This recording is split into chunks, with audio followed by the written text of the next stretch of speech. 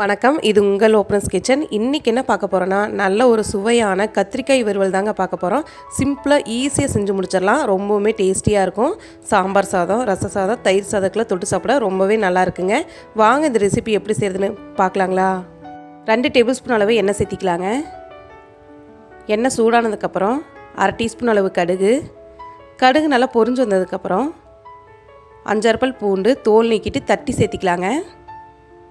பூண்டு நல்லா நிறமாற வரை வதக்கிக்கலாம். அடுத்தது ஒரு பெரிய வெங்காயம் இந்த மாதிரி சின்ன சின்னதாக கட் பண்ணி எடுத்துருக்கேன், அதையும் சேர்த்திக்கலாங்க. வெங்காயத்தை ஒரு நிமிஷம் வதக்கிக்கலாம்.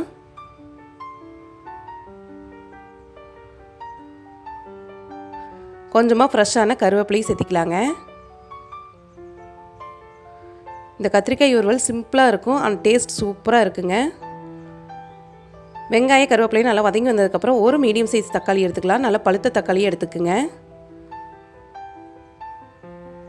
காய்க்கு தேவையான அளவு தூள் உப்பு இப்போ சேர்த்திடலாங்க. உப்பு சேர்த்து வதக்கிறதுனால தக்காளி சீக்கிரம் வதங்கி வந்துடும்.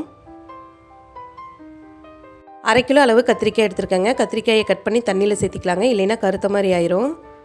தக்காளியெல்லாம் நல்லா வதங்கிருச்சு. கத்திரிக்காயெல்லாம் சேர்த்திடலாம். எல்லா வித வெரைட்டி ரைஸ்க்கு இந்த கத்திரிக்காய் வறுவல் சூப்பராக இருக்குங்க. எல்லா கத்திரிக்காயும் இப்போ சேர்த்தியாச்சு. கத்திரிக்காயை எண்ணெயிலேயே 2 நிமிஷம் நல்லா வதக்கிக்கலாம்.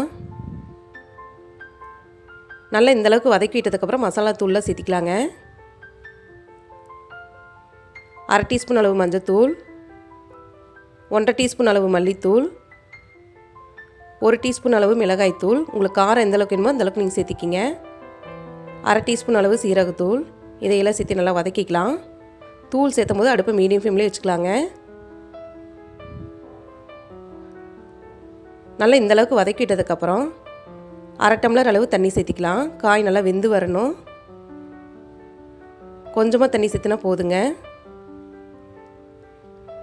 ஒரு 10 நிமிஷம் மீடியம் ஃப்ளேம்லேயே வேகட்டும். 10 நிமிஷம் கழித்து பார்க்கலாங்க. நம்ம ஊற்றின தண்ணியெல்லாம் சுண்டி கத்திரிக்காய் நல்லாவே வெந்துருச்சுங்க. அவ்வளோதாங்க, சுவையான கத்திரிக்காய் வறுவல் ரெடி ஆயிடுச்சு. நான் ஃபஸ்ட்டு சொன்ன மாதிரி தாங்க, சாம்பார் சாதம், ரச சாதம், தயிர் சாதத்துக்கெல்லாம் தொட்டு சாப்பிடும்போது ரொம்பவே டேஸ்டியாக இருக்கும்.